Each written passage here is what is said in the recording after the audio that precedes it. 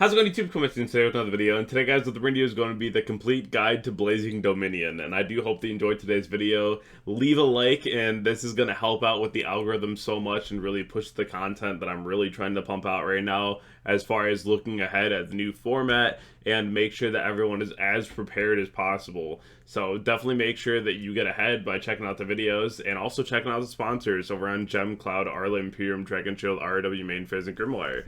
If you want to check out my METAFY page and get some one-on-one coaching, definitely go ahead and do so. And then also, subscribe to the channel if you haven't already so we can hit our goal at 30,000. Really exciting goal, and I can't wait to get there. Now, without further ado, let's hop right into our first $100 hand trap, and that's going to be Dominus Spark. So, this card is definitely going to be pretty unruly in the new format.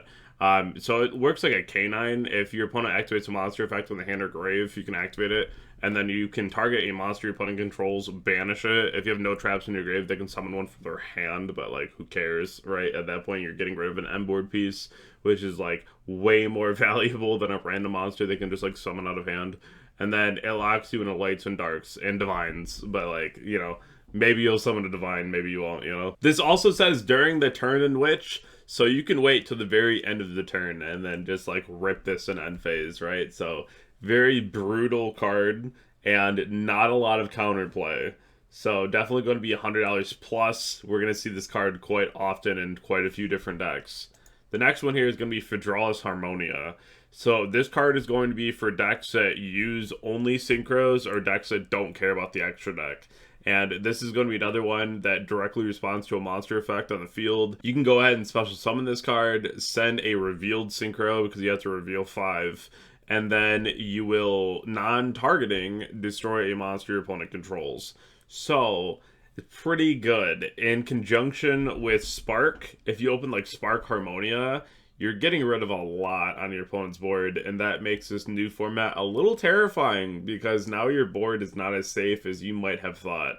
And yes, these are only going after like monsters, so if you play a strategy like Striker or you're even on Mitsurugi and you have like a prayer set, you're probably going to be okay, but these are going to be some very game warping cards coming up. So this is the type of thing that I would like to know, even myself, going into the next format, and that's going to be what decks really benefit from this. And there's going to be decks that aren't shown here, like Orchist, but I want to talk about which cards are going to be the most effective with these new hand traps. And to just start with Fedralis Harmonia, it's just me Cool Tune that can just use this card only. They can't really use Spark unless you want to give up things like Mix, which I'm sure you probably could, but it's still not always the most optimal to be giving up cards that are like good with your engine. We still see it happen now though, where people will just play cards because they're really good, right? So you could see them both into Kill Tune. I'm not really surprised if it does happen, but just off of attributes alone, this is where I could see these cards being utilized. And then just for Spark, we have Dragon, Clown Clan, we have Yummy, we have Lunalight, and Malice. But for both, we have the new RDA support, we have Centurion, we have White Forest, you remember Voiceless Voice. These are the things that you want to remember about old decks that could come back irrelevant just because they have a lot of good support. And then we also just have Mitsurugi, so things like that you really want to think about on which decks can really just like come about again because they have the opportunity, right? So definitely very interesting to see, and both of these cards are going to be massive game changers. Now for the new best decks potentially with the support, the first one's going to be White Forest. Now, we already have all the DMod packages and whatnot, so, I mean, you can always add in, like, Dominus Spark and be able to use that. If you don't want to play those cards, you can always add in Fedralis and just play, like, a more synchro-heavy variant of White Forest, which is always fine as well. And you already know that's going to be something that is going to be pretty relevant, especially being able to use both of those cards, and the deck itself has already been pretty strong with newer support, so that's something that you can definitely look out for. Nothing's really going to be budget, right? That's the big problem, is because you want 3 of each, so at that point you're gonna have 6 cards that are probably gonna be anywhere from like 90 to 110, I'm sure. So nothing is really gonna be budget, but these decks are gonna benefit probably the absolute best. And then you have RDA, which I don't know if you've read a lot of the new support, but it's pretty good. And before, the cards that we had weren't even that bad. So getting the new support, it's pretty insane.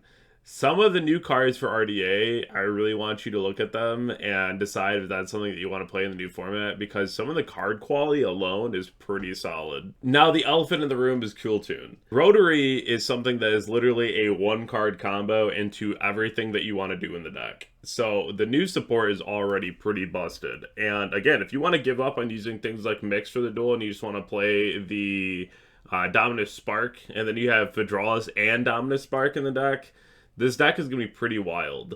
But you got to realize we still have a lot of outs to Cool Tune right now. And I've never been a fan of saying, you know, like if there's an out for something that makes it healthy, because it's not really true. But we have Droll. Deck searches a crazy amount. You have Die-Fi and D-Ground. The deck has a really hard time with those. And you also have a common from Extreme Victories called Soundproofed. And it's Heatwave for Synchro Monsters. So, pretty crazy. It's a common worth like 20 bucks right now, because it only has one printing, which I'm sure we'll see it in like the next OTS pack or something. Maybe the next 3 ahead, right? Because Konami's so far behind when it comes to reprinting cards. It's crazy. We do have another floodgate that you can use against the Cool Tune deck too, and that's Power Filter. So, it's a card that we've seen in the past quite a few times, and you can use it again. So, you know, it's one of those things where we have a lot of outs to this, and, you know, if you want to use, like, the tribute cards to go ahead and clear a most part of the board, you know, you want to use, like, evenly, you want to start going for breakers, they can still synchro off in your turn. So you got to really pay attention to, like, what you want to do to out this deck, because we do have the answers, but it's all about what your deck can fit and what you want to play. So nothing that comes out usually is going to be, like, the scariest, right? Because we have like a lot of ways to deal with it, but it's just about efficiently running those in your deck and realizing that's not the only matchup you're going to play against unless we end up in a tier 0 format. Then you can just start playing it all, right? Because you're like, this is the only deck I'm playing against. But you have to respect that this is not going to be the only deck in the room. So you want to find the ones that really overlap, like Droll and Die-Fi, because if you start playing like really specific cards, your side is going to be too specific, and you're going to start losing to other matchups you shouldn't be losing to. So shout out to Distant Coder, obviously doing the best with the Medius K9 build, K9 Archmage. It's a very cool deck. Now, this deck is obviously getting the most support right now in the new set, because this is like the face of the game right now with the newer sets coming out. They all want to just support up the Power Patron archetype, which is fairly cool, but we already know when you start seeing like 8, 9 support cards, maybe like 2 or 3 of them are actually relevant cards. The rest are like battle tricks or something, right? So not really something that we're too unfamiliar with. That does not mean that this deck will not be very relevant and something that you'll be playing against, because it'll be around the more Power Patron, K9, Archmage builds. I'm sure that we'll be seeing a lot more of these, which is something that you can prepare for. Now, do I think that this is going to be like the best overall deck? Probably not.